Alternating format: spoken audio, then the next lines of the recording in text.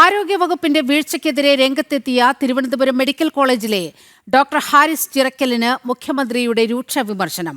Doctor ഹാരിസിന്റെ പ്രതികരണം രാജ്യത്തെ ഏറ്റവും നല്ല ആരോഗ്യമേഖലയെ തെറ്റായി ചിത്രീകരിക്കുന്നതിന് കാരണമായെന്ന് പിണറായി വിജയൻ. കണ്ണൂരിൽ നടന്ന മേഖലാതല അവലോകന യോഗത്തിലാണ് മുഖ്യമന്ത്രി വിമർശനമുയർത്തിയത്.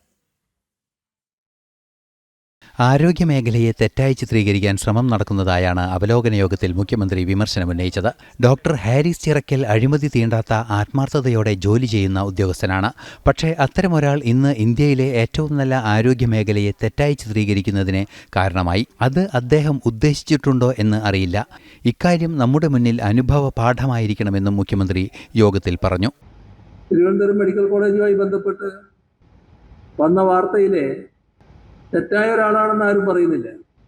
നല്ല അർപ്പണബോധത്തോടെ ജോലി എടുക്കുന്ന ആളാണെന്ന് തന്നെയാണ് പറയുന്നത്. പൊതുവെ അങ്ങനെയാണ് അഭിപ്രായം കേൾക്കുന്നത്. പക്ഷേ അദ്ദേഹത്തെ ഉപയോഗിച്ചുകൊണ്ട് ഇപ്പം നടന്നതെന്താ?